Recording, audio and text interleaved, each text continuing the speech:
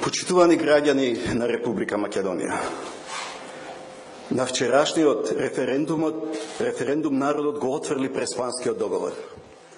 Со негласање, народот јасно се изјасни против избрзани, наметнати и штетни решенија, донесени без претходно постигнат национален консензус.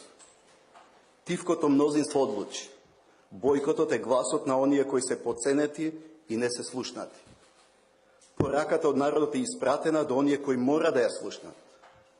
Реалноста е дека референдумот не успеа. Не се обидувајте да ја измените оваа реалност. Не ја подценувајте суверената волја на македонскиот народ. Не може да се зборува за волја на мнозинството во услови кога не е исполнет законскиот цензус за референдум. 36,9% излезеност не е волја на народот, туку 63,1% кои не излегоа. Колку и да ја извртувате, не можете да ја промените реалност. А реалноста е дека референдумот е неуспешен. Време е за одговорност пред македонскиот народ. Поддршката за Европската Унија и НАТО е колатерална штета на непопуларниот референдум. Поддршката за Европската Унија и НАТО од над 80% ја сведовте на само 36,9%. Ги манипулирате и нашите граѓани, а на нашите европски и евроатлантски партнери им пласирате лажни представи и перцепции. Држава не се води со слободно и неовластено толкување на Уставот и законите на Република Македонија. Истовремено, очекувам наблюдувачката мисија на ОПСЕ ОДХР сериозно да ги земе предвид приговорите околу нерегуларностите на одредени избирачки места.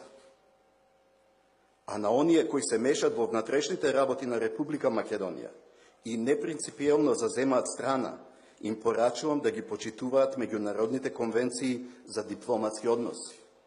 Не може оние кои имаат демократски дефицит да наметнуваат решенија спротивни на суверената волја на македонскиот народ. Почитувани сограѓани, пред само неколку дена одговорницата на Обединетите нации, председателот на Соединетите Американски држави Доналд Трамп изјави дека слободата, мирот и демократијата се можни само во суверени и независни држави. Вчера македонскиот народ ја покажа својата суверена волја. Како и францускиот претседател Макрон, така и јас верувам во силниот идентитет на секој народ.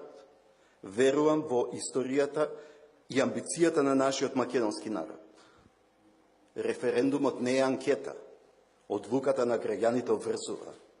На референдумот вие граѓаните непосредно ја остварувате вашата суверена власт. Собранието таа одлука мора да ја почитува. Затоа им честитам на македонскиот народ, на албанците, турците, србите, ромите, бошњаците и власите за нивната одлука. Почитувани, дозволете да се обратам и на сите граѓани на Република Македонија кои вчера излегоа и го дадоа својот глас на референдумот. Само цврсто сплотени околу нашите државни интереси, почитувајќи го уставниот и правниот поредок, може да го изодиме патот до европското и евроатлантското семејство. Немаме дилеми дека местото на Република Македонија е во Европската Унија и НАТО, но таму треба да влеземе со нашето човечко достоинство, без уцени, притисоци и двојни стандарди. Само така ќе можеме да се справиме со двата големи предизвика. Првиот предизвик се сериозни и темелни реформи во сите сегменти. Бидејќи без вистински судски реформи, без правда и владење на правото, без борба против корупцијата, без борба против партискиот елитизам и клиентализам, нема членство во Унијата и НАТО. Вториот предизвик е одново да го изградиме нашиот национален консензус, за да можеме со еден глас исплотени да настапуваме во бранењето на нашите државни интереси и остварување на нашите стратешки цели. На крајот, како претседател на Република Македонија, сакам да ве потсетам дека речиси во сите одлучувачки моменти од историјата на Македонија, народот носел мудра одлука. Наше е да ја почитуваме таа одлука. Ова треба да биде поука за сите политички партии да внимаваат што и кому ветуваат. А како граѓанин, пак очекувам од владеачкото мнозинство да понесе одговорност за неуспешниот референдум. Сите во животот се соочуваме со порази. Некој повеќе, некој помалку. Големината на човекот е да го препознае и признае поразот. Вчера Република Македонија остана непоразена. Да живее Република Македонија!